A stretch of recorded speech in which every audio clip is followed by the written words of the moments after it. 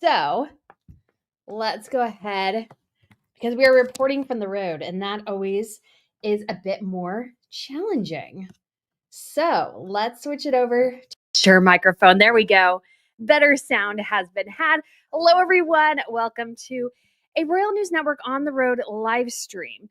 So hopefully other people catch on, but I was doing this because obviously I want to spend my day in London, like doing various things, and editing and filming takes time. So we are doing some live streams instead. I will actually probably edit this out into various sections and then repost it. So if you guys see the same thing again, I might add something or I might do a little edit just, for my own sanity. But for the most part, guys, we will just be regurgitating them because I know not everybody likes live streams or can tune in, but this is how we're going to do it because I want to walk around London. And I had a very busy day today.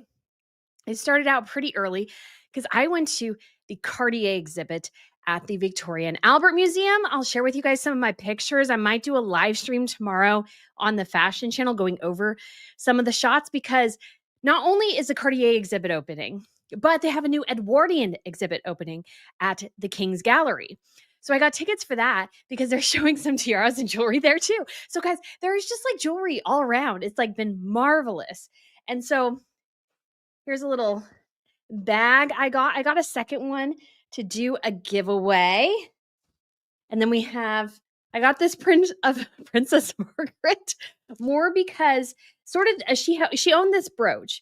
And so more the idea is that what I kind of want to do is like, I don't know why, because I don't have a like dedicated fashion room right now or a royal jewelry room in my house. But for some reason I thought, well, if I do, I'm now halfway there in terms of decor. And then I also got this massive Cartier book. Again, we'll get into some more of this stuff, but I saw tiaras that have been owned by not only the British royal family, but another royal family as well. And I'm super excited too, because I'm again, I don't know how I'm going to get any of this home. I'm pretty sure this is out of print, but they had a couple at the event. So this is Tiaras, A History of Splendor by Jeffrey C. Munn. I actually have the smaller version basically of this book, but now I have like the official larger version. And as I was checking out, one of the staff members go, "Oh, this is so great." It's like one of her favorite books. So anyways, if you guys are interested, this is at the Victoria and Albert Museum. You might be able to find some versions of this on Amazon, but it might be hard to find actually, believe it or not. This is not an easy thing to find. So, because I've thought about getting it before, and because right now, if you are a member of the Victoria Albert Museum, I became a member just to go to this exhibit because it's totally sold out for a couple months. And so if you're interested, definitely make sure you sign up. But if you're a member, you can go anytime. So I was like, well, I'll become a member because somebody suggested to me in the comments. Thank you so much. So I became a member. And then I went to the exhibit and didn't really even realize it was just for members, this exhibit. It was like the members preview because it officially opens tomorrow. So I've gotten a preview nobody else has really gotten, which is, well, I mean, except for everybody else who went there, which is quite cool. So we have the Gloucester tiara. We have a tiara from Princess Anne and another royal family, and I'll let you guess who, but very exciting. But obviously, so much. And somebody mentioned, oh, the suitcase will be overweight. Yeah, last time I ended up with coffee table books too. And I need a good mid-size luggage piece because I had the big kahuna for like long trips, but I need a mid-size one because my really small suitcase, I even walked out of as my luggage thing was coming around the carousel, I was like, is that really mine? It's so small. And so, yeah, that was the first sign of trouble. So anyways, Through the Looking Glass with Alice says, who took the picture of Princess Margaret, her husband, or was it before or after they were married? I might say here. Cecil Beaton took this picture, in case you're curious. So much. Carol says, Brittany, you can ship it home for cheaper, maybe cheaper. I've tried that before, like multiple times, and it never works. So I'm just going to keep it on my bag. Like, I wouldn't worry at all, except my only problem is I have to fly to Denmark. That's kind of the challenge. So anyways, guys, on to obviously sort of one of like the bigger stories I want to start off with. So this will be both a live stream and an opportunity to go over some of the stories we are seeing, because we have Meghan's podcast. We also have Meghan appearing in New York out of nowhere for some reason and needing a 4-car escort because apparently that's what she needs. And then we have obviously Prince Harry in Ukraine, totally once again decimating his argument that he needs security. And then we have Princess Isabella is celebrating her 18th birthday and I have a big announcement about that too.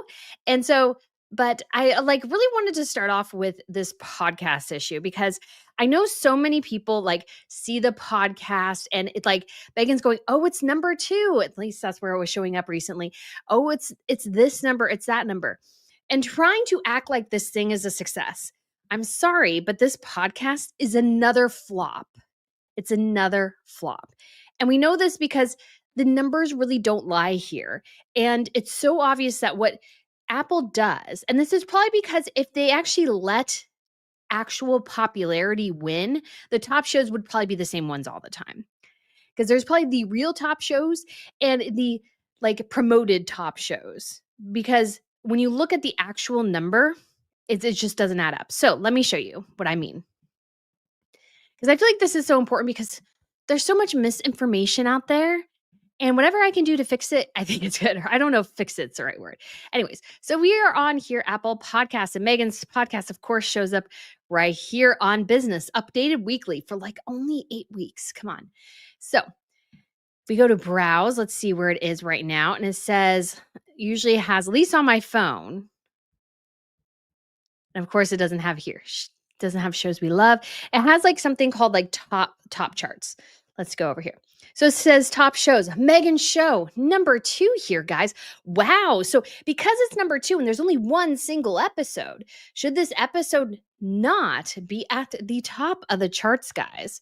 Should it not be at the top of the charts? So here is the actual episodes.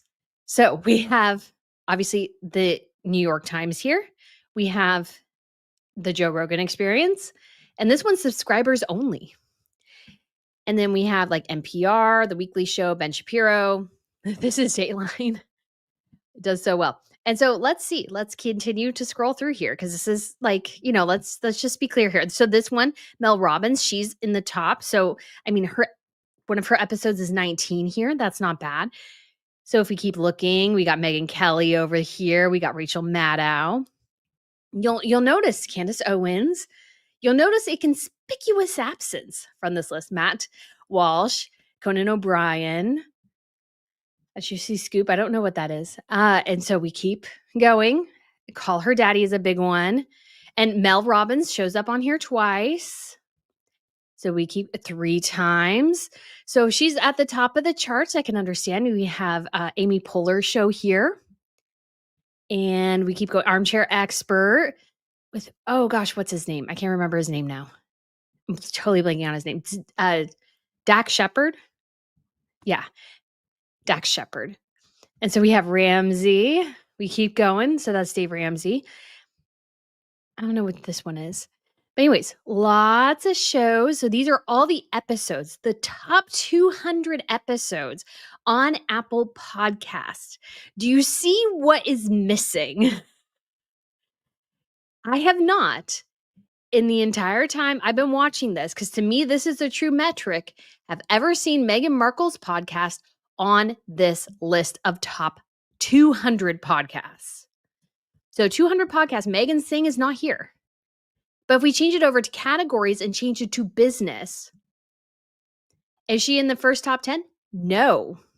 We have to scroll down a bit. Oh, she's number 20 now. She was 17 for a bit. Now she's down, or 19 a bit. Now she's down to 20. Guys, it is impossible to be 20 with one episode on a subcategory and actually be one of the top shows. That is not how numbers works.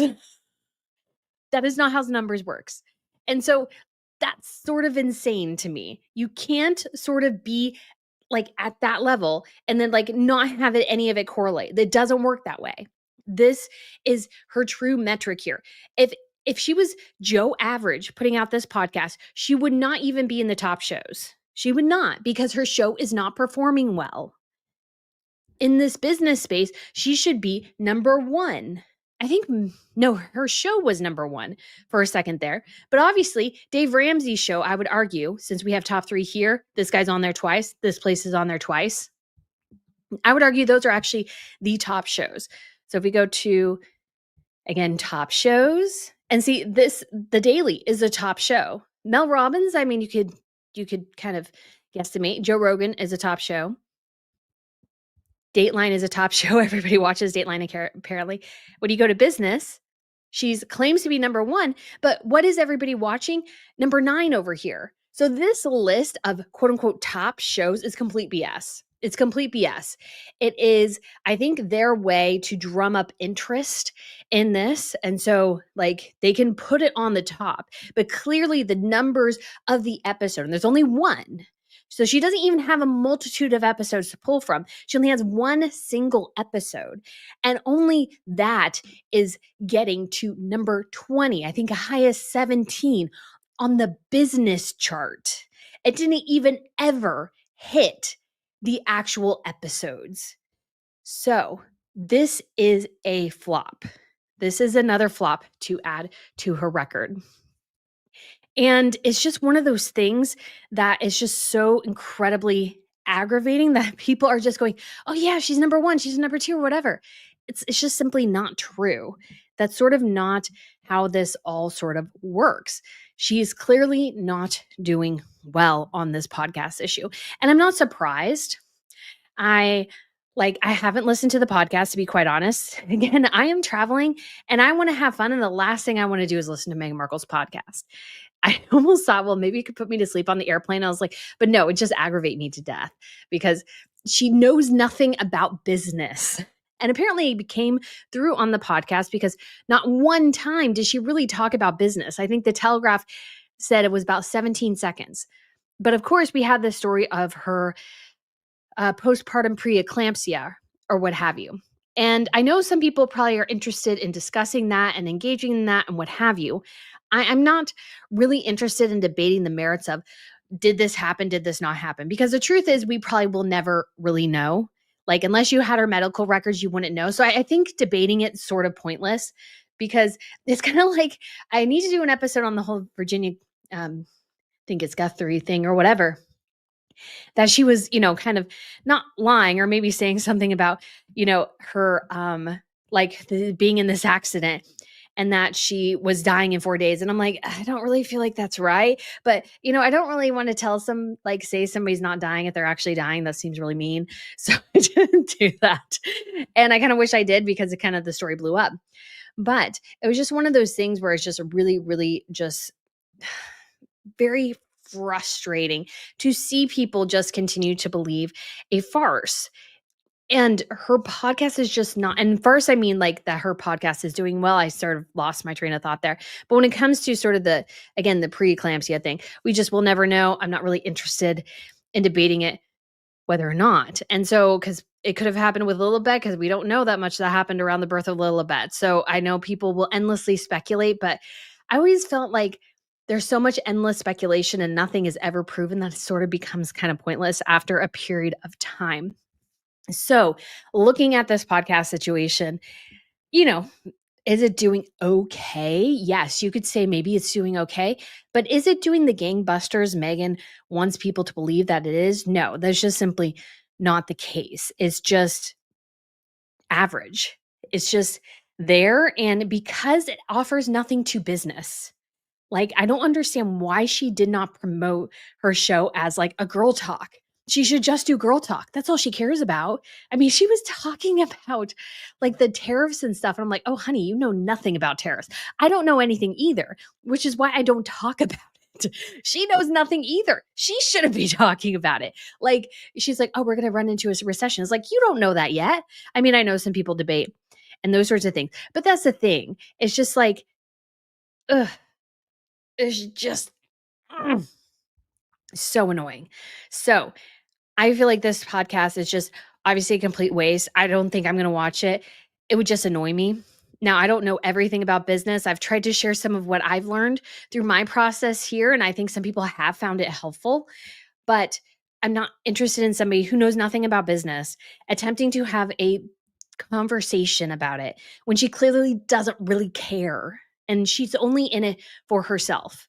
And I have like a podcast, guys. I went to Waterstones today. If you don't know, Waterstones is sort of the Barnes and Noble here. And I always go in there because I always look for books that have not been printed in the United States yet, or ones that are upcoming, and like different titles and stuff, because they have especially there's a one in Piccadilly Circus, right next to Piccadilly Circus. It's like 4 levels. They have a huge history section.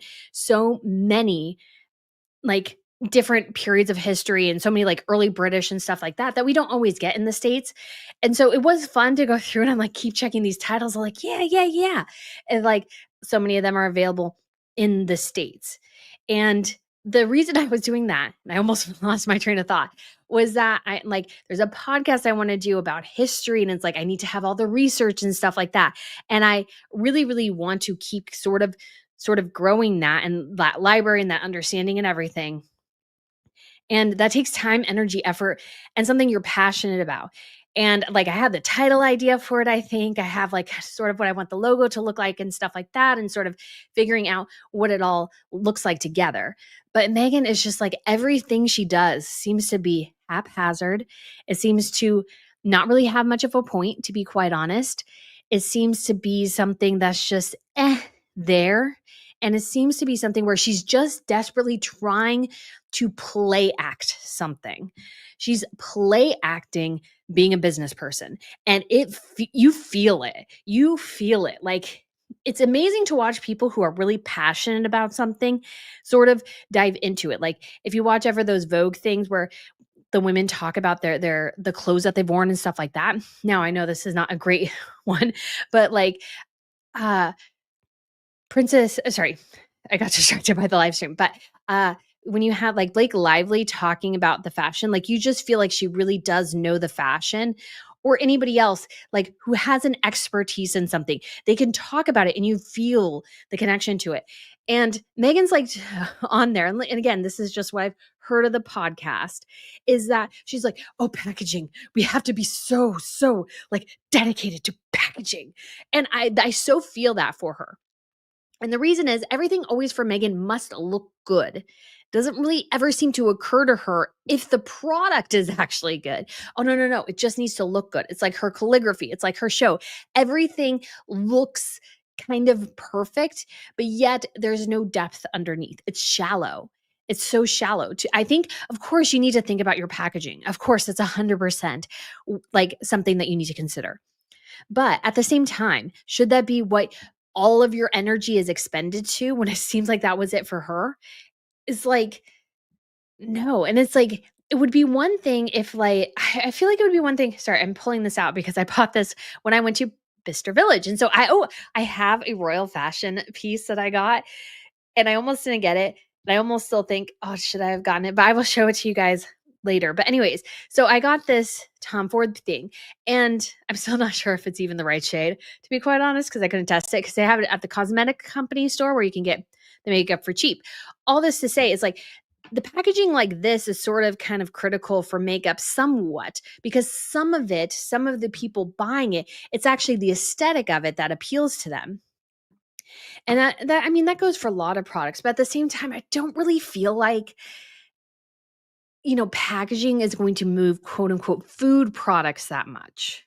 It's going to move other things, but food products, I feel like it's more important that it tastes good because who cares what the product looks like on the shelf? If you have a reputation for having a really, really good product, that is what's going to sell it at the end of the day. Yes, the look does matter, but anyways, so all of that to say, looks do matter, but Megan seems to only care about the superficial look at things, not if something is actually good or if her fulfillment company can actually ship products. So I'm very seriously considering making a complaint to the Better Business Bureau because I firmly believe I should get my $20 back for expedited shipping because my package arrived late in the evening last night. That is 8 days post order. I ordered it on the morning, 9:13 or something on Wednesday morning last week. It arrived sometime in the evening of Thursday, April 10th. So I ordered it on the 2nd, and I got it on the 10th. That is insane. That is insane, guys. Oh my gosh. Ugh. Like, I want my $20 back, to be quite honest. If you're putting on their expedited shipping, yes, it might take a day or two for you to pack, but it should not take you like 7 or 8 days to pack and ship it. I think it was sent overnight. It's ridiculous. It's insane. Like, if you can't actually fulfill that, take it off your website. I know they said, well, our fulfillment company takes a while. I was like, what fulfillment company right now actually takes that long? None of them do. I've never had this issue with like anything ever. It's just ridiculous. So my jam has arrived. It is at my house. And of course, I don't think I saw the ring or something. So it sat out there overnight and got rained on. So we shall see. Well, Carol says, did you email customer service? There is no way to email customer service. They don't, that's my other complaint. If you have an issue, there's no way to complain to them. There's no way. And they just say, well, it's all on the shipping company. No, it's not. You're the one who contracted the shipping company. If they suck, that's on you because you contracted with them. I mean, that's it. That's it. They owe, yeah, just chilling again says, definitely put in a complaint. They owe you $20. Yes, they do. Yes, they do. They owe me $20. If you like, that was the same as this $7 shipping, guys. And that's, I mean, and other people have gotten their stuff. And I was like, how many people haven't gotten their stuff yet? That's like insane. And should you not prioritize the stuff that's supposed to be delivered in 2 days over everything? It's obviously just a very shoddy operation. That's just the truth there. And so very, very frustrating. And because I ordered it 2-day shipping to get it there by Monday at the latest, so I could hopefully test it before I went out of town. Even if it arrived on Tuesday, I could have at least put something in a jar and like taken it with me on the plane to try. So yeah. Yeah. I mean, Creative Chaosify, yes. So yeah. So there's no customer service for As Ever. There is probably for the shipping company, but to me, I want to complain about As Ever because As Ever put it on their website. As Ever is the one who contracted them. So even if the other company is, yes, responsible, quote unquote, for fulfillment, and As Ever just like devoid of all blame for anything on that, I just think that's really, really shoddy business practices. It's shoddy business practices. Your customers should have a way to contact you. Yes, another company is fulfilling it, but like, how do you connect those two dots? Like, so people can say, hey, I haven't gotten my product yet. Like, how do you do that? I know she doesn't want to get bombarded with quote unquote hate, but honey, if you're going to be in business, you're going to have to deal with the hate. Like, that's just the bare bones basic about it. You're going to have to deal with the fact that people are going to get mad. Like, I was willing to give her stuff a shot, but already I have a bad taste in my mouth because her stuff was a day late, or not a day late, a week late getting to me. And like, I kept watching the schedule. Like, I think even, guys, the ticket I have for the order isn't even the right one it was shipped with. So I didn't know because I was keeping track of it so I could let, a family member know, hey, can you go pick this up? And so I never got to do that because I think when I looked after it had been delivered, it said it was still like the label had been made but had not shipped. So they used a different label. So like crappy business practices all the way around. I am irritated because, yeah, that's like if a normal person did that, they would be absolutely raked over the coals. They'd be 100% raked over the coals.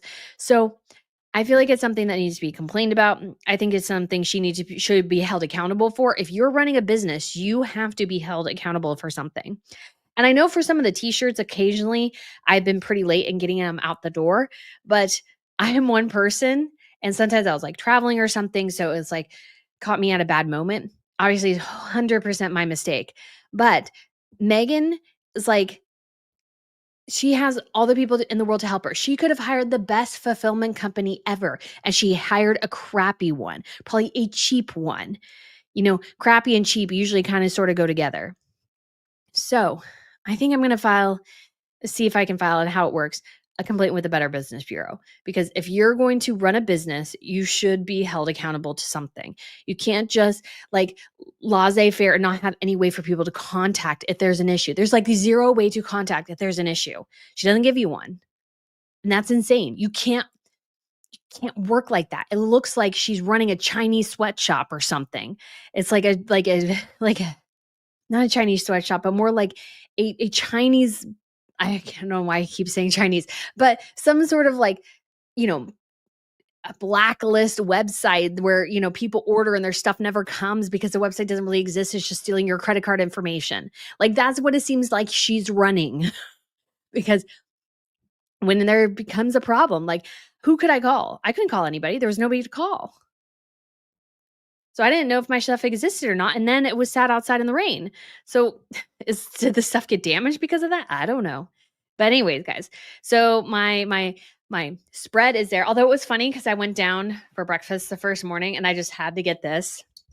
So I did get raspberry spread. It was just the hotel one because apparently the hotel is much better about giving you something like raspberry spread than Meghan Markle. So, anyways, sorry, I'm looking over there because I wanted to show you guys as well, but I think I missed it. Maybe I'll share a picture later. But I actually got one of the Paris match issues with Catherine and William and the kids traveling and skiing. So if you guys are interested, I went to I saw a magazine stand. I was like, well, let me just see. And it was there and I bought it. And I also bought a magazine featuring King Wilhelm Alexander and Queen Maxima. They were on tour in Kenya. And so that's what it was focused on.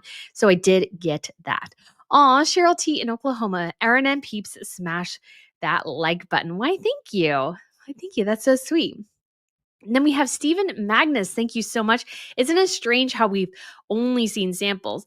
Labels don't carry all the legal requirements, so can't be sold, but can be used for US PTO samples. Those issues I don't know much about, to be quite honest. Like, she doesn't really need it for trademark necessarily, but yeah, we'll see. We'll see. I don't think so. I think it's just that, I'll have to show everything I see on the thing. It might be just because it's sort of like a weirdly home basing or something. I don't know. Her business is so weird. So much of it doesn't make sense, and I think that's why it's probably going to sort of fail. So it just doesn't make a ton of sense. So I'm going to move this down a bit. So I think it's just going to go by the wayside. So now we can move on to, I guess we can talk. I don't even know who this is, but it's just like, okay. I feel like everything Meghan does, she is like a promotion. She needs to it has to be some sort of big to do.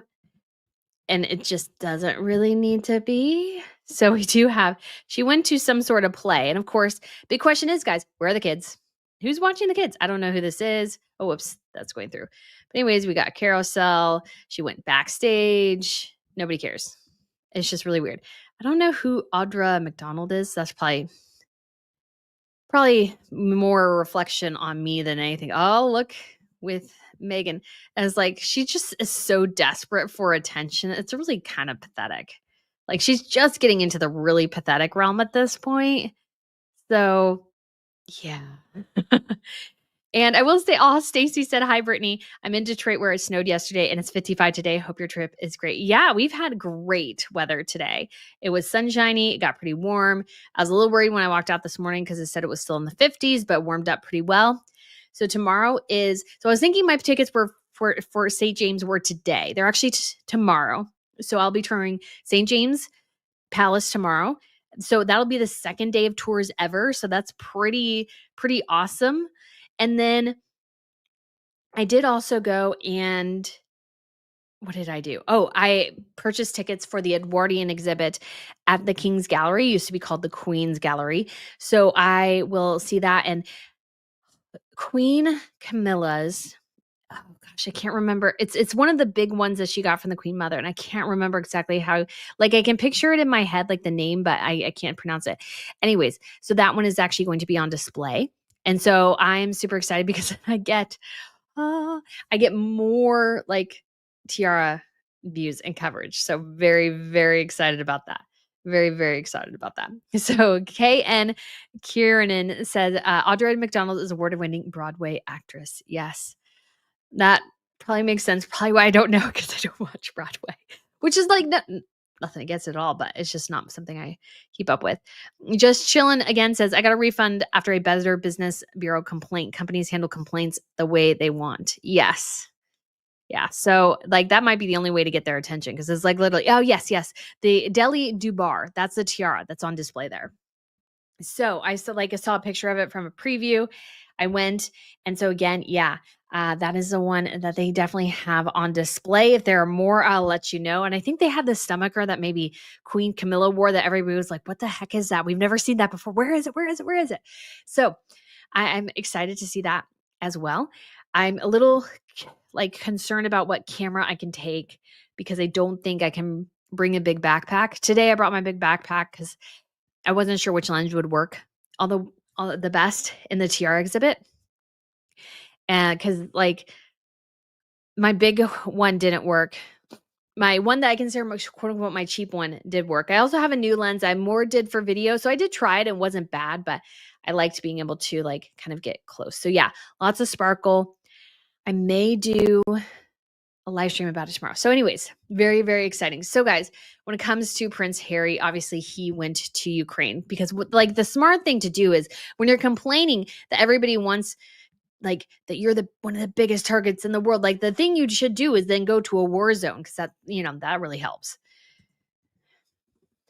Sorry, we're pulling up here Invictus, if I can spell Invictus Games because they like shared pictures. It's like, oh my gosh, guys. Oh, I would say you almost feel sorry for him, and then I kind of sort of don't. So here's Harry in Ukraine. And it's so I think the thing that's starting to bug me about the Invictus Games is like I love the idea. I think the idea is great. It should continue. But what I have sort of starting to have an issue with is that Harry really does think like he's a war hero, I think, because he's helping the war hero. So he has become a war hero by osmosis or something, but also that he's like constantly like acting sort of like as a statesman just because he runs these games. It's like, that's not how this works. Like, if a government wants to indulge you, they're indulging your delusions. They're not really like doing it because you deserve it. So here's some of the pictures. We got Harry here looking all serious. And there he is going to the battle zone because, when you're like basically being, said that terrorists are after you, what you want to do again is go to a country that's in the middle of a war. And I just still don't quite understand. And maybe it's just because I'm not Invictus or something, but like, do like, I don't understand why the veterans care all that much about him, to be quite honest, because he's just there as a figurehead. He's literally just there as a talking head. He's like not there all the time as far as we're aware. This is just a feel good project for him. So I just like don't totally feel it. And so I was just like, why do people care if he's there? And again, this comes back to he went to the UK to again fight about his security because he wants that internationally protected person status because him and Meghan need convoys wherever they go. So, like, they're trying to sue to get this basically, and it's just insane. It's just insane. Like, I see other royals or other celebrities who are worth far more, don't need as much fuss as Harry and Meghan. See, the thing is, the reality is, them needing the convoy actually draws more attention to them. It's actually an attention seeking measure. It's actually to say, look, I'm important. Look at all the accoutrements, all the people surrounding me trying to protect me. Like, it's an ego thing. It has nothing to do and based in reality. It's not something actually based there. It's based in this sort of delusion. So much attention seeking. It's so much look at me, look at me, look at me. Look at how important I am without actually being important. They want to look important without actually being important. Because yes, Harry's the son of the king, but so are like, there's a lot of people technically around the world who are not a lot of people, but there's a chunk of people who are the sons or daughters of kings and not near them cause as much attention because Harry and Meghan, because of all the cars, all the security, they're not actually going incognito. They're actually, people are like, well, what's going on? Who's that? You know what celebrities actually function really well at? Those who are not calling attention to themselves by basically what they're doing instead is they're just like walking and doing the normal thing because then you're not actually calling attention to yourself. It's kind of like Meghan going to the godmother's place and like wearing this like gigantic hat. And all I could think was Rachel from Friends and going, I see that. And all I think is, man, like it's just attention seeking because it's like, what normal person wears a hat that big? And it's just constant that from Harry and Meghan. It's like all these things were just attention, attention, attention. And just like, ugh, it's just not very good. So it's just a little bit ridiculous. Obviously, Harry was at the courthouse. Nothing bad happened except for one of his supporters is actually a real threat. So Harry and Meghan's supporters are the real threat. You know, there's not as much threat from other people. Again, like the idea that Al Qaeda gives Harry two flips is ridiculous. Like, do they care about him at all? No, no. I doubt they ever put that much thought into him. And again, it goes back to basically just like self-obsession, narcissism. You think everybody's thinking about you when most likely people don't give two flips about you. That's sort of the reality of things. It's a narcissistic thing. They just want attention. They just want to feel important without actually doing the work that results in you being important. And they want all just the chaos and the look of being statespeople. But people think they're a joke. People 100% think they are a joke. They are not liked. None of this is actually helping them because it's all about the looks, not about the substance. And we see that again and again and again and again. It's all about looks. There's no substance to it. And like there's royals under real threat. Catherine Amalia, I think, is apparently still under some pretty severe threat by the mafia of all things. And so she actually gets a lot of police protection from Spain when she lived there because there's a legitimate threat because she's the heir. It also comes back to the heir and the spare issue. Like, not trying to be rude to Harry, but bud, you are the spare. So reality is there's not that many people who care that much about you. There's not anybody there like clamoring for Harry type of thing. You know what I mean?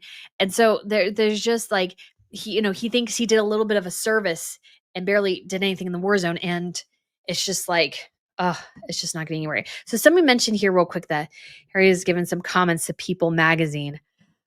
Oh, let's see. Might have been, did they give the interview? Because Harry did interview with somebody right after the case. So here's the article. Haven't had a chance to read it yet today because I'm kind of having fun. So, feeling exhausted and overwhelmed, Harry told People as he left the court on April 9th, and that his worst fears have been confirmed by the whole legal disclosures in the case. And that's really sad. So what's real? We're trying to create this happy house. What? That's not how this works, Harry.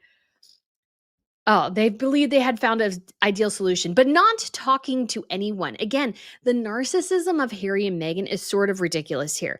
You can't have like a happy place if you haven't gone through. There's a process here. Princess Madeline managed to do it. Why couldn't Harry and Meghan? Oh, we have Colleen, who's been a member for 19 months, says Invictus is the only thing that makes Harry feel important. He has no self-work or he wouldn't act like this. Yeah, he has little self-worth, to be quite honest. Like his life has turned into sort of a nightmare situation. And it's all his own making. I think he's almost trapped, you could say, in this mess that he's made his life. And he's trapped there. And he's just constantly regurgitating, like everything's playing over and over and again in his head, like the, so-called threats and all these different things. And really at the end of the day, it's just, I think, self-fulfilling delusion. And it's just like he's feeding his own narcissism. And it's just, it's not a good look. And so when they departed the Sandringham Summit, she expressed her support for Harry and Meghan's need for effective security. But she couldn't dictate that. That was her idea, yes. But Revick, it's a taxpayer-funded thing. This dude wants people to pay for his security because he needs to feel special. And no, she couldn't dictate that. She's not actually head of the government, Harry. Do you not know that? Like, figuratively, yes, but actually head of the government? No. That's not how this works. So he's immersed himself in the process, learning about Revik. Yes. Because, they're actually like doing a real big boy job, unlike Harry. Rather than bringing justice past, the removal of security instead revealed to Harry the lengths they were willing to go. And it was the final straw. The Prince of Mist's realization was difficult to swallow. Like, to force them back into the royal fold, dude, nobody wants you. They don't really need you anymore, to be quite honest. And they it's a government thing. They can't expend taxpayer dollars on somebody who's not working for them. That's crazy. Ugh. Oh, crazy, crazy man. His relationship remains strained. He attempts to reconnect with his brother, Prince William, through calls, texts and messages have been similarly ignored. So they're all basically ignoring him. They're all ignoring him. And he's so dim. He doesn't really understand why, or he's so deluded, or just doesn't want to face the actual consequences of his actions. He can't look at himself as the actual problem because he is the problem. He's 100% the problem. They argue with Revik, had diverted from standard procedure, leaving Harry singled out, different, unjustified, and inferior treatment. Well, Harry's the one who left. So yeah, they treated him differently because he left. Keeps doing that. Sounds like a nincompoop. This is why, guys, I record. So when it does crazy things like that, I can edit that out. So anyways, let's see. Look, Revik does not comment on security matters. Okay, we're not really getting on that much from him here. People would be shocked by what's being held back, Harry says. No, we wouldn't, Harry. We don't care. Nobody wants to pay for you. Nobody wants to pay for you. That's the thing that he doesn't seem to get. We're not shocked. We don't care. We don't care. Nobody really cares. Nobody wants anything to happen to your family, and you would be perfectly fine if you gave them 28 days notice and they reviewed. If they saw an actual legitimate threat, the reality is there is no actual legitimate threat 9/10 of the time. But he wants to believe that there is. Oh my goodness. So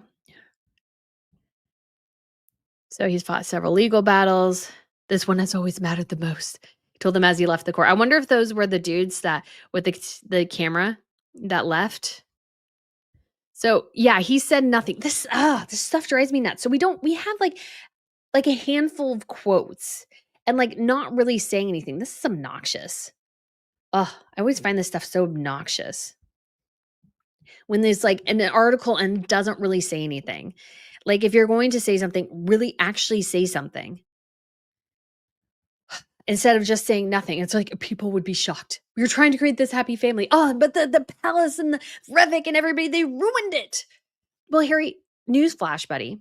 It's not all about you.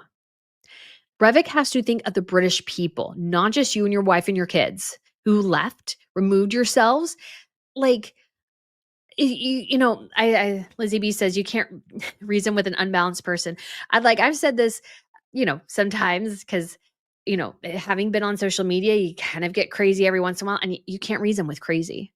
You can't reason with crazy. Some people are reasonable, and some people are like, you just can't reason with them. You can't reason with crazy, and that's how he sounds right now. You can't reason with crazy, and I'm not wishing ill on his family at all. I want them to be safe at all times, and I believe they will be. If they give the proper days notice, they will be fine. But this idea that, he needs all this security and everything. It's not about actual protection. It's about money. It's about protecting his bank account. It's not actually really about protecting his family, in my personal opinion. He's more worried about the money he's spending to facilitate this ridiculous security apparatus. Like there's no reason they need to have escorts throughout Montecito. They'll be fine. Honestly, the escorts probably draw more attention to them. Just be normal people and you'll be fine. You'll most likely be fine. I just think it's so incredibly insane, and it's going to be what bankrupts them is their incessant need for security. And the thing is, which Harry might not realize, if you think about this, now this is very cynical, not saying this is actually the case, so just take this with a grain of salt.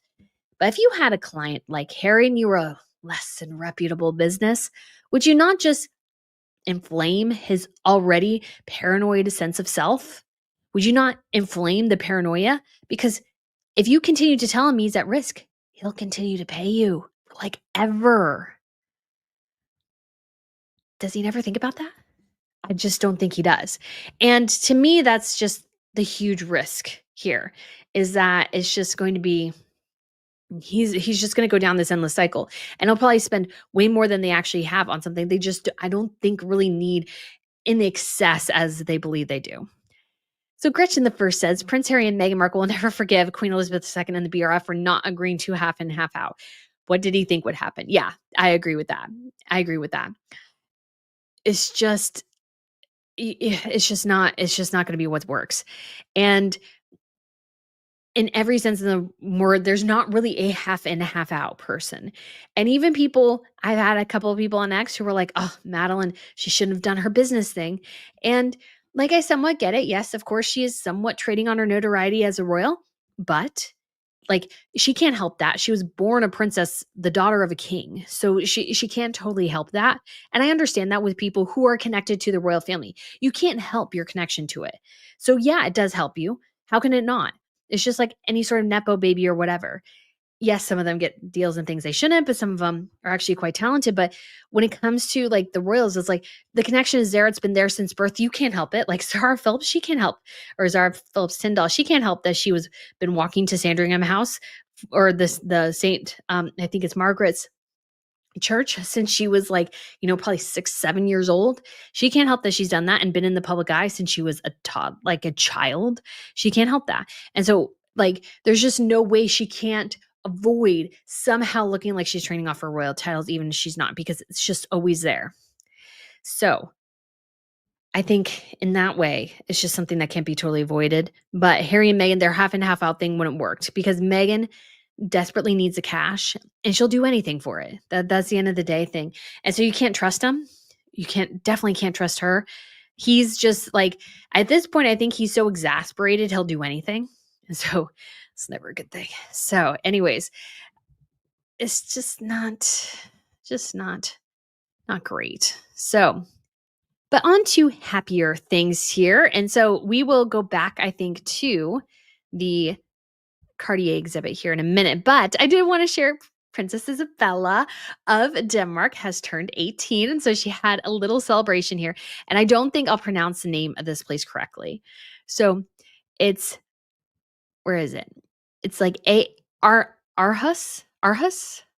It's right here, Aarhus Council. So I guess it's a place where the family spends some time and stuff. So it was a celebration at Town Hall, 300 young guests attended. And so it's so sweet. So she's so adorable. There she is. There's her mom, Queen Mary, her sister, Princess Josephine, and her brother, Prince Vincent, who is like shot up all of a sudden and is looking rather grown up now all of a sudden. It's so weird how that happens, isn't it? Like one day they look like kids, the next day they look like, you can see the man there, about to come out. And so that's just kind of crazy.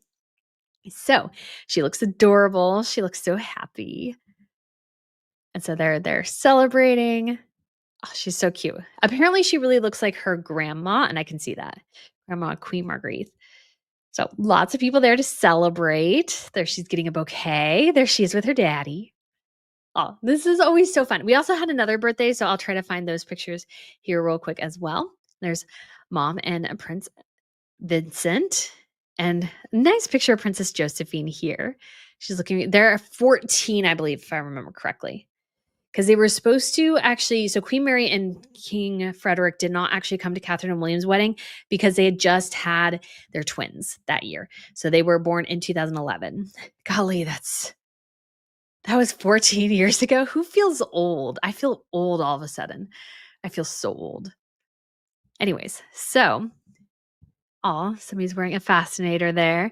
I tried on a couple of fascinators today, guys. The LK Bennett one, I do really want.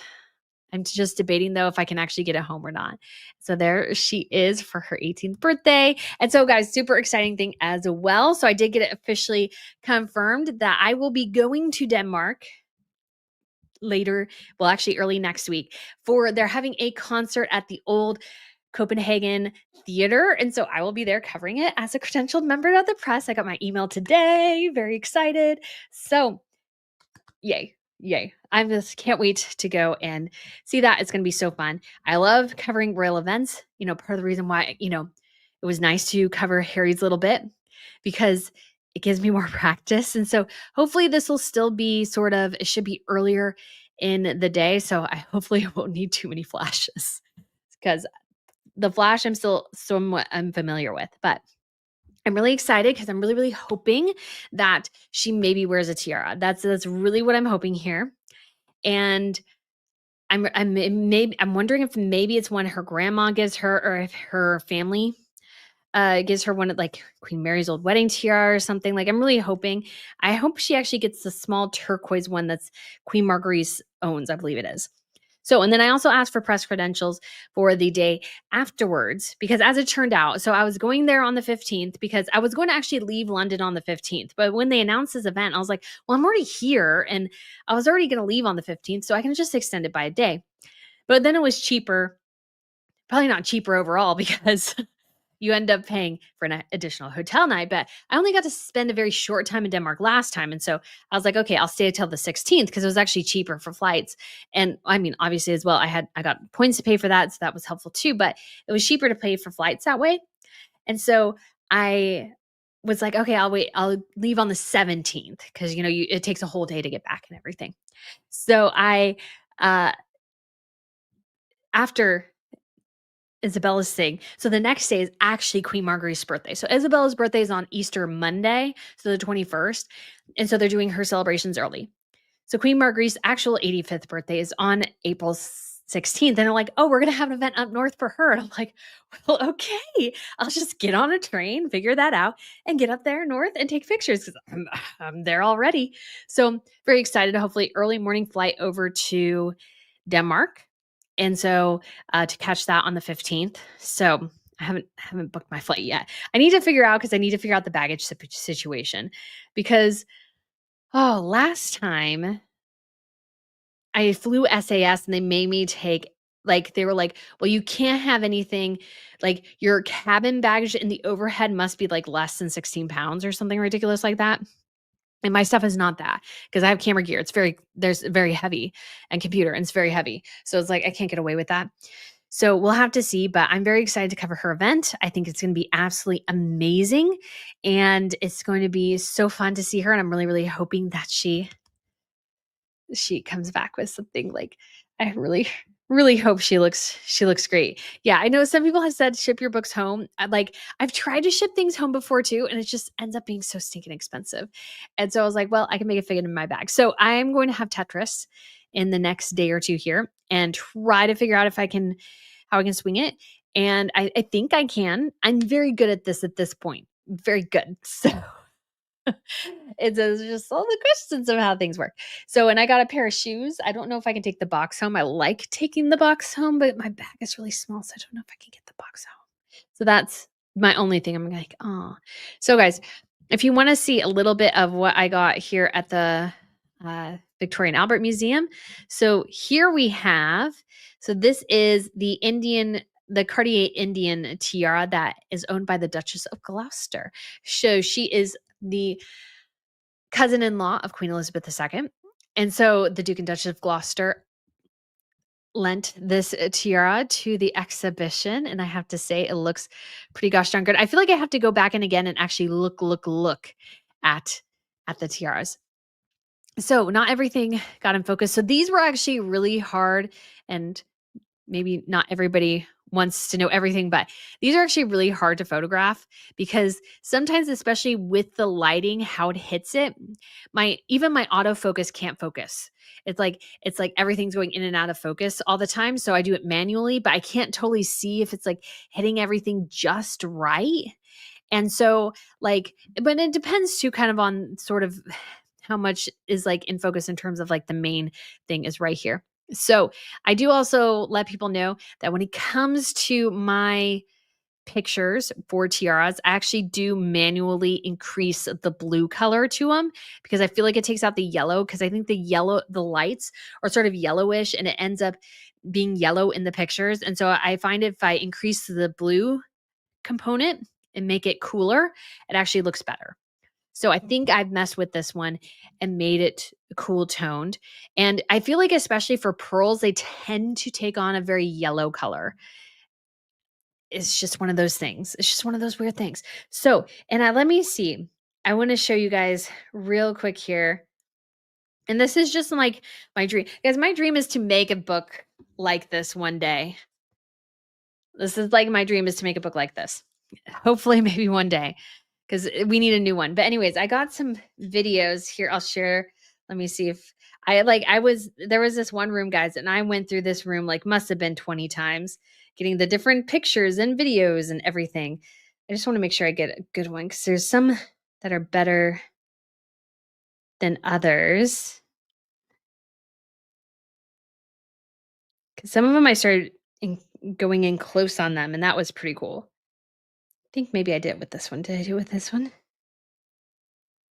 Okay, so I'll show you guys this. I might need to I can't remember if I should do a live stream or actually try to get a video edited together on this because it is like you really do have to see them in person. And so it was pretty crowded. Like I would love to ask for a special, like, can I please do this? Because I need to be able to see them without getting a bunch of people in my background. So this was one of the pieces. So we'll turn them down. So it's a gorgeous kind of, you have sort of the wreath sort of effect here. And I like to move backwards and forwards so you can get the glitter of the lights and stuff. And then getting in, the camera actually did super well here, to be quite honest. So this is just my iPhone. And I just think it just does sparkle very well. I tried to use my gimbal, but I think they were just too far away for you to really pick up the detail on them. So, Gowrie says, do they have any information on the placards for origins and all? Yes. So they'll say if it's like privately owned, if it's part of the Cartier collection. Most of it was the Cartier collection. So that means the Cartier owns it. And so it's sort of something that they keep like internally and stuff. And so I think one of the two things they mentioned also had like sort of, let's say, not, they had like, I think they actually even called them like fake gemstones or whatever. So it was just one of those things where it just does tell you which ones. And so let me just pull up. And actually one of the trickiest to photograph, although we didn't have that many colored stones. So maybe it was because we didn't have that many. But I was actually, for pictures, the aquamarine tiaras were the ones, or the aquamarine jewelry were the ones that gave me the biggest fits, to be quite honest. The biggest fits were from the aquamarines. The aquamarines tend to, in pictures, show up as like white. I had a tough time getting them to show up the way I wanted to. And again, we had the issue with, constantly not being able to focus because I think all the reflection of everything was just messing everybody up. So this is a one piece. Let me pull that you might recognize here. Hold on. So, does anybody know who owns this particular tiara in the BRF, the British royal family? Because somebody does own this one. So it's very pretty. It's actually kind of got a sort of odd design almost, you could say. Very Art Deco. It was really, really hard sometimes to get the right space. So Alice got it. Princess Anne. So yes, guys, the Princess Royal lent this particular tiara to the exhibit. So Lemon says, do you print the photos or keep them in digital? I keep them digital. I don't really have plans right now to like print them because that's kind of pricey. Oh goodness. Interesting question though. Yes. So sorry. Guys, hear it echoing in this room even. So let me show you one last one here. And see if you guys know who this belongs to. So there we go. And we do have a super chat that came in here. Let me. Oh, goodness. I did take my allergy medicine this morning in case people ask. But if you guys can guess who these two pieces belong to. quite special. So Monica says, and thank you so much for the super chat. Those tiaras are beautiful. I bet in real life it's jaw dropping to see. Thanks for sharing. You are so welcome. I feel like I need to go and see it again just because like I need to spend more time because I was just really trying to get the videos and the images and everything.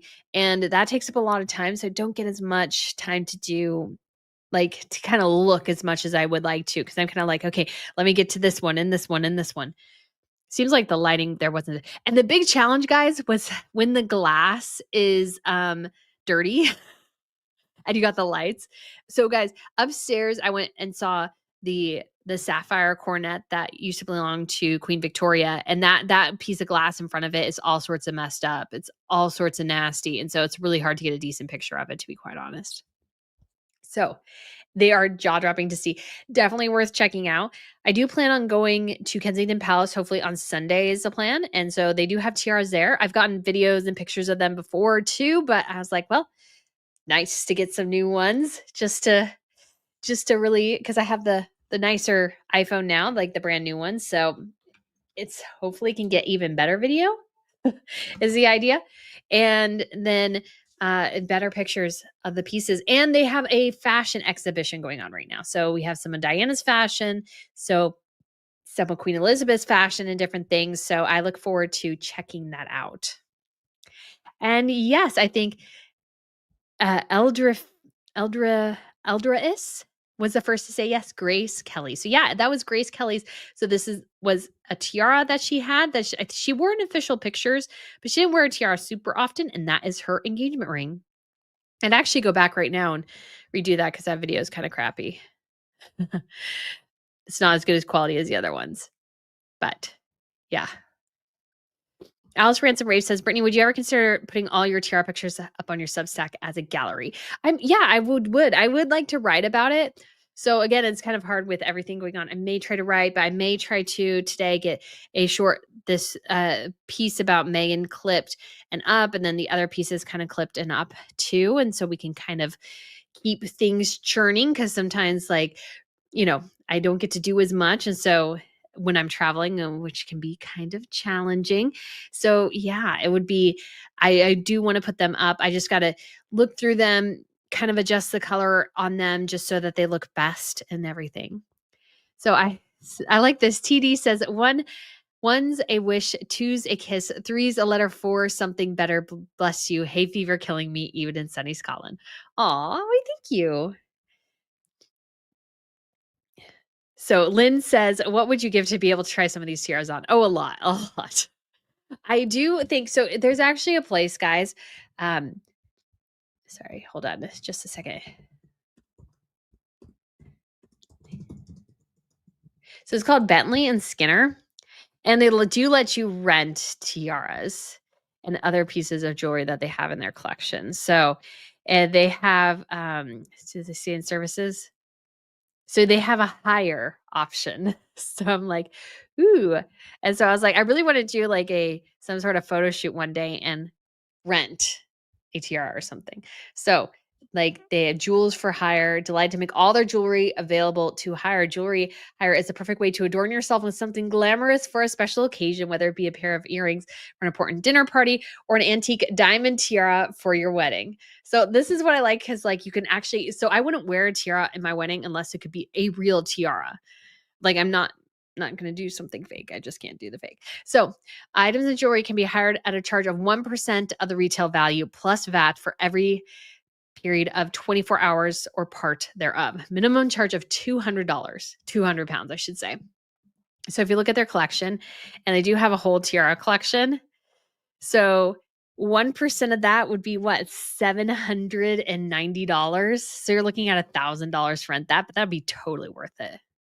That'd be totally worth it, in my opinion. So the most expensive one I think they have here is this one. So this one I believe would be $2,000 for 24 hours. It's a gorgeous piece, though. I think it's really pretty. There was actually one that came through one year, and it was an aquamarine, and I was like, oh, so gorgeous. So gorgeous. So this one would be pretty expensive as well. Almost, again, $2,000 to rent it. I think it could be worn as a necklace too. So really pretty here. I come here and I go, would they do a Tiara Tuesday video with me and show me the tiaras in person so we could mess with them and try them on and stuff? And then I'm like, they probably wouldn't do that. But I do plan on asking them at some point if they'd be willing to do that. So there's a necklace that can be turned into a tiara as well. So you can actually rent any of these pieces. But my dream is one day to be able to buy one of these pieces. View sold tiaras. Oh, maybe this has the one that it was this one. Ugh. So hold on just one second. So if we go to this is the one I think I liked. I liked this one quite a bit. Had matching aquamarine earrings. Ah, so pretty. So this is an archaeological revival one. And this was another one too. So they've had a couple more, but I'm really I'm hoping one day. I'm hoping one day. So anyways, guys, definitely do have my dreams. So yeah, guys, that is all I have. Sorry, I keep saying that. That's all we have for this evening. I hope you guys kind of enjoyed it. We have maybe a couple minutes for some questions. So Disfan says, Brittany, did you see the necklace that Camilla wore during the state dinner in Italy? Seems like it was the turquoise necklace that matches the tiara that Princess Margaret would wear. It looks like it, but it's actually one from her family. Because I was really sad. I was really hoping. I'm like, I don't know why, but I'm like thrilled for the turquoise one to come back. So actually, hold on. Let me stop sharing this real quick. So actually on the spine of this book, that's Margaret actually wearing the turquoise tiara, believe it or not. So I'm like, oh, bring it back. So, Lizzie B gifted one Royal News Network membership. Why, thank you so much, Lizzie. That's so kind. And so it was, says Brittany, why are you on live on this Friday evening? So I'm doing this live because I can kind of get a good portion of coverage done. In addition to that, I can clip out some of the individual sections and post them up and hopefully kind of do minimal editing, to be quite honest. So that might seem like I'm cutting corners, but since I'm traveling, I don't really want to be spending sort of like a ton of time sort of sitting here editing, to be quite honest. I want to be out and doing things. I have gotten stuck before where I've sat in my hotel for an extra couple hours. Like I had to come back today because I ended up with those books, and so I had to come back and drop them off. And it's like I had a couple work emails to do and stuff like that. And not that I don't mind doing that, like that's part of the job, but at the same time I don't want to be spending, when I could be out doing other things, all my time in the hotel. That's just a great way to spend things. So we will obviously spin some of what we did here in this live coverage into videos. And so, yeah, this is what we got, but so much going on right now. And yeah, I can't wait to share with you guys what was like at St. James's. I might try to do sort of a reaction outside or something so I can kind of remember it and let you guys know, because I'm really excited that this is like, I mean, I thought that tickets had never been available before, but when people were actually saying that, I'm like, yes, yes, I really want to see that so bad. And so it's just like, I was just so excited to be able to see something that I'm like, not a lot of people have seen. It's very exciting. Although some Hello magazine goes, Princess Beatrice is opening the doors to her house. And I'm like, no, she's not. She lives at St. James's Palace, but she doesn't control St. James's Palace. Doesn't know how this works. So Princess Goose says, and thank you so much. You're not cutting corners. You're running a channel on your own and do a great job with your presentations. Why, thank you. Why, thank you. And so Never Forever says, I love these live broadcasts. Keep them coming. I feel like I'm traveling with you. I love hotels and traveling. Why, thanks. Yes, and I did do a little video today. I'll have to see if it turned out pretty well. And I think it sort of did. But I have some girls from my small group, and they're coming to London for the first time. And I was explaining to them how the underground works. And so I did kind of take my little gimbal thing and did like a whole train ride. And so obviously I'm not showing people, but I kind of thought, if you've never been to London, I was like, be fun to kind of explain it, because I don't know why, but I enjoy explaining it. It's sort of fun. So that is awesome. Aw. Ms. Animoy says, thank you for sharing your impressions with us so we can all see the exhibition too. You are so welcome. So Alice Ransom Rave says St. James's is actually the official palace of the UK. Our ambassadors are to the St. James's, not the UK. Interesting. Judy says, Brittany, you are taking a beating over at Dan Wooten's channel. There are people saying they're finished because of her stance over the fact that the world knows Meghan used a surrogate. I don't know. I've always been on the stance of I don't think she did. So if people want to say something else, that's fine. I can't control what they do. All I control is what I do. And I've just always stood by that. So I don't really know. So Liz M says those tiaras are beautiful. I saw the ones at the Louvre and that kind of jewelry is stunning. It is. And it's sort of a lost art. So yeah. So let's go ahead.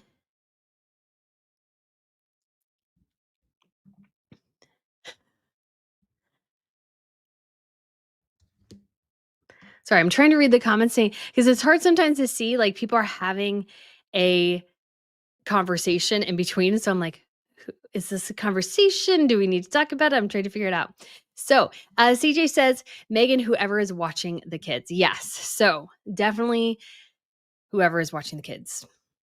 Yeah, because it's not, I doubt the kids with her to New York. And she said, whoever is with them, implying that they're without their parents quite a lot, which is a little weird. Shadish says, my dream is to have a life where I need a tiara. Yes, don't we all? Princess Goose says, are they making new royal tiaras? Not really. We get a couple of times. Most of the time they are purchased, like older tiaras that are purchased. And to be quite honest, the newer stuff I don't think is that good. It doesn't have the same artistry, to be quite honest. I think the artistry was better back in the day.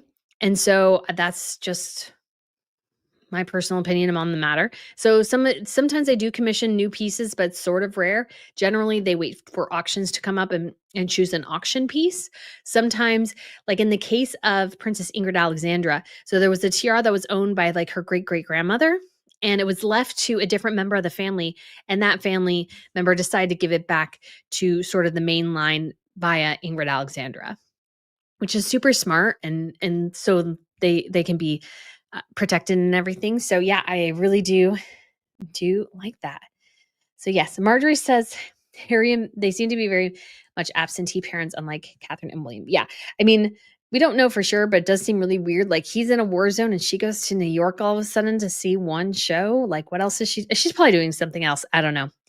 Anyways, Lynn says, I've always been more concerned that the children are just kept in a gilded cage and never get to experience the world. Yeah, because it sounds like kind of Harry never wants them to do anything because if they're just safe inside, it doesn't seem to be like, it's just so weird. It's just so weird. Anyways, so they just don't seem to be allowed to do anything because he's so protective of them or whatever. So Liz M says, your passion and dedication to royal fashion and news is very much appreciated. This is where we come to enjoy it. Why, thank you. I can't wait to share. I think it's going to be just an amazing, like to get it all together would be very cool. So I might have to actually do a video because I think I would feel better editing an actual video. I think that would be helpful. So, Chantal says, thanks for the security report on Amalia. She is too young to have to go through that. Harry does not know what he's talking about. No. And I think, again, her being a woman, I mean, she's so much more vulnerable than he is. And he's the one complaining like it's the end of the world when she's facing like real threats. It sounds like it's a real concerted effort. So, Creative Chaosify says, are there any stolen or lost tiaras that you know of out there? European history was turbulent and the royal jewels got lost easily. Yeah. So there's definitely a tiara from the Netherlands, from Norway, got stolen in a robbery at Gerard's. And so Gerard had to remake the tiara. That's Queen Maud's tiara. We have one where, oh gosh, and I can't remember quite the story, but somehow one of the sisters of the King of Sweden, one of their husbands had like this weird relationship with a young man. And one time he stole a tiara and like threw it in the river and then they never found it. So I can't remember which tiara that one is, but that happened. We've had some where the Queen Elizabeth II, for an inexplicable reason, dismantled a very nice looking tiara to make an ugly one. So she dismantled it was like a rose style tiara, which was perfect, because you got the tudor rose and everything. And so she dismantled that and made the Burmese ruby tiara, which I think is kind of ugly. So we have that. Me complaining. We've lost obviously a lot of the Russian collection that sort of disappeared. We don't even know if it was broken up, sold, what have you. It was most likely broken up because unless it's all just existing on the black market. We've never seen anything come up for auction. So, or legit auction at least. So there's a huge question about what happened to those pieces. Like I think it's a Pro Poirier tiara. There's actually a sister tiara to that one. It disappeared at some point. It just kind of vanished, poof. And sometimes this is just simply they've sold the tiara or broken the tiara up to get the money out of it. That happens. So that's not like a big surprise. But yeah, some have just been lost. They're just like poof. And sometimes it's just like we know this tiara existed, and then all of a sudden nobody ever wears it again. And people are wondering, does it exist? Does it exist? And all of a sudden it pops up on somebody. So kind of like the Stuart tiara in the Netherlands. There was also this big Queen Enya's tiara, I think it was, from maybe that's wrong, I can't remember, from Greece. That one disappeared for a while and all of a sudden showed up on the head of Crown Princess Marie Chantal. So there are cases like that where it's just kind of like it's disappeared. And the always reaction is it's either in the vault or it's been sold. Those are kind of usually the two scenarios. Obviously, Russians are a big difference there.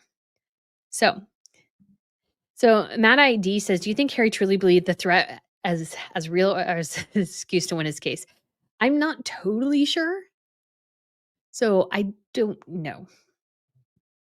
Part of me thinks it's just his paranoia because it sounds like oftentimes like he doesn't have a great connection with reality sometimes. So Faith and Repentance says, has everyone seen the photo of the tainted spread jar? I saw a POV on one other channel, but it's on the socials. I don't go there. Do we know if it's real? I have no idea. So, and so it was, says Brittany, will you cover the scandal with Princess Madeline monetizing the monarchy with skincare products? It's so hard to find the info in English. It's all in weird Scandinavian languages. So, I mean, I've followed this story quite a bit, and I don't see it as wrong at all. What she's doing is actually fulfilling a need in the market, which is that there is actually a growing trend with young people, like young teenagers, even children, getting interested in skincare. And so she's trying to create a product line that anybody from a baby to an old person can use it. And yes, is she somewhat trading off her royal titles? Sure. But what else can she do? She was born a princess. I think there's some difference between being born a prince or princess and marrying in. Because marrying in and then you really leverage the title really makes it seem like you just married for the title, a la Meghan Markle. Whereas Princess Madeline, she was born the daughter of a king. And she will, like, most likely, I was going to say she would die the daughter of a king. I was like, that's a little weird. That doesn't quite work. But she was born the daughter of a king. She can't help that. And what she did, though, was the right thing, which is like, I'm going to go through the palace. I'm going to make sure everybody signs on the dotted line, that we are all clear on where the lines reside. And so she is going professionally by Princess or Madeline Bernadotte. Will people still call her Princess Madeline? Yes, because that is part of her name too. But at the same time, they will like try their best to be Madeline Bernadotte, but she is a princess. She can't help that. I have a hard time criticizing her for simply being a princess, and she can't help that legacy for her. So she's like, I mean, I feel like in some ways people are like, well, they're trading off their titles. It's like, well, what else can they do? They were born this way, a lot of them, and are they supposed to just twiddle their thumbs, not doing anything? Like, if she has an idea and somebody wants to collaborate with her, and she's not a full-time royal, she does an occasional thing. She works for her mother's foundation. I mean, more power to her. More power to her. So, yeah. That's sort of my thought there. I don't really think she is. My personal opinion is that she's sort of in a lose-lose. But she wants to do something. She's done the proper procedures. She's gone through all the hoops in front of her, and then we're getting to this situation, and I think that is okay. If she was, let's say, in a Harry situation, that might be different, but she didn't like run away. She's like, "Okay, I want to do this. I want to make sure my family's okay with it. I want to make sure the government's okay with it. I want to make sure everybody's on the same line. Everybody's on the same level. And this is exactly what Harry should have done. If he left the royal family, fine. If you want to leave, fine. But you have to have the long process of sort of like a divorce, figuring out where the lines are drawn. And he didn't want to do that. He thought he could just get whatever he wanted. And so he dropped the bomb and left. And it's like, well, no wonder it's not working out. Like, this should not be a surprise. So, anyways, guys. Alice Ransom Rave says, Brittany pop quiz, which British monarch lost the crown jewels? Well, most of them were melted down after the death of Charles I, I believe it was. We only have 2 pieces that were from before that time, or that survived that glorious or terrible smelting process. Sorry, it's getting late. Carol says it was the Tiara Nazim that came with the necklace. Yes. But obviously the actual crown jewels were melted down after the death of Charles I and Oliver Cromwell. Lizzie B, the amethyst one from the British was beautiful, but I don't know if they didn't keep it. Yeah, they did sell that one. Carte Blanche says, I would have jumped in that river. Oh, they tried to look for it. They definitely tried to look for it. And if you don't know, I think it happened in Stockholm. And Stockholm is like sort of like a series of little islands. And so there's a lot of places and it sort of moves into the ocean and stuff like that too. So you can have some really strong and turbulent currents. It probably will show up one day. It'll probably just pop up out of nowhere.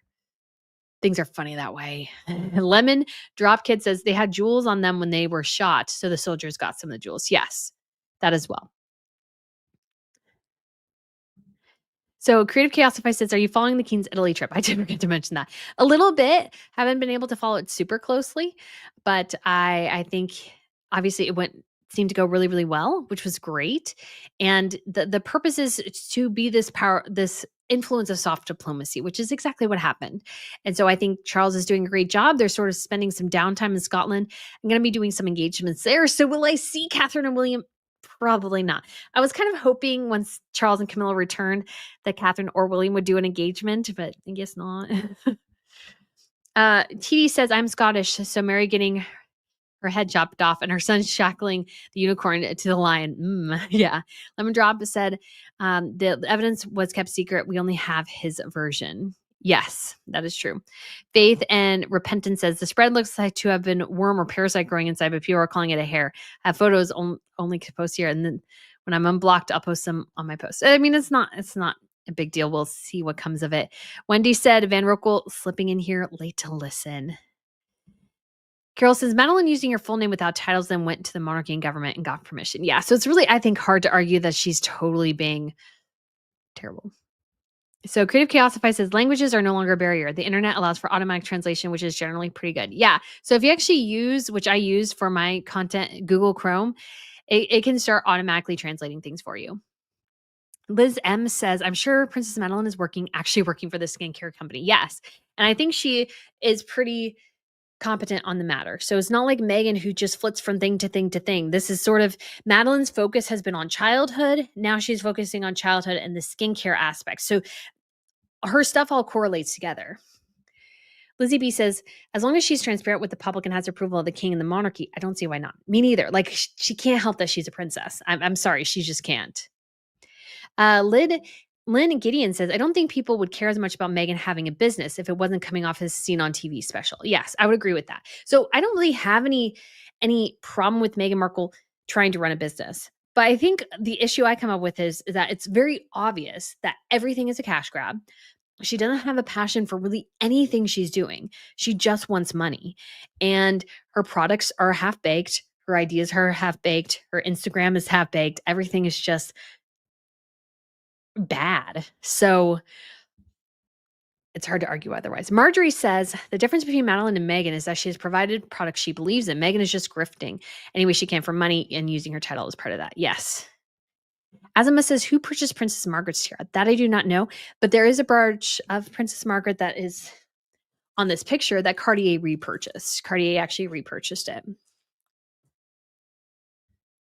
So TD says, plus British royals typically are not allowed to do plastic surgery. I have no doubt some use Botox, but look at the blood royals, they age as normal. Yeah, I mean, I would agree with that, but I don't behoove anybody for having a little nip tuck if that makes them feel better. I think that's totally I think that's totally fine. My issue always is that somebody asks you directly, have you had plastic surgery, and you lie about it? That I don't like, because you are setting up a false beauty standard. So if you all of a sudden went from 260 pounds to 130 pounds and you're like, oh, I just did diet and exercise, when you were really taking Ozempic, I feel like that's sort of lying, because you're telling people, oh, I just dieted and exercised and that's how I lost all that weight, when it was actually something else. Question the first says, Madeline's thing sounds like something she has done a lot of work on to become knowledgeable about skincare, with like Princess Catherine did with her early years. Yes, I agree. Azima says, I cringe at a divorce book. Meghan was working royal for 18 months. What can she say that Harry has not said? Yeah, that's kind of the thing. They've kind of run out of stuff. And yeah. So anyways, maybe it will be fulfilled by China. Well, if her products are coming from China, she's really screwed right now. Obviously, a lot of people are screwed, so that's not something to really laugh about. But we shall see where all this goes, because I don't know. But definitely know that Meghan cannot tell me anything about tariffs. That's what I do know for sure. All right, guys, we will go ahead and wrap this up. It is 9:26 here, so getting a little late. Trying to get to bed a little bit early because the sun rises here pretty early and it wakes me up. And so I'm like, I got to start my day earlier. So, guys, thank you so much for tuning in. I hope you enjoyed it. And we shall talk again soon. I shall do a review on the products, but honestly, probably won't be until after Easter. I'm really going to try hard not to work in during Easter weekend. That's sort of my goal. Like, that's going to be hard because I want to, because I enjoy working, but at the same time, I want to kind of try to focus on obviously the reason for Easter, the resurrection of Jesus. So I'm going to try to focus on that, not really putting out much content. So we'll try to do, so Asma asks live for tomorrow. I'm not quite sure yet at this point. It kind of depends on how the day goes, because I get into St. James's, have a little bit of break to get lunch, and then I go in for the Edward. And all those things are timed. I have to get there early and stuff. So it's all kind of, everything has to work together. So I'm not quite sure. I want to try to do something on the Cartier exhibition, but we shall see. But if I can, guys, I will let you know. But I'm just trying to see how everything sort of, plays out. So play by ear, but definitely will it be at our normal Saturday morning time? No, just because I wouldn't be able, I actually, 3:00, which is usually when it's here. 3:00 is when I go into the King's Gallery. So I will be doing that instead. So, guys, thank you so much for tuning in. I hope you enjoyed it. And I shall talk to you again, guys, very soon. So have a wonderful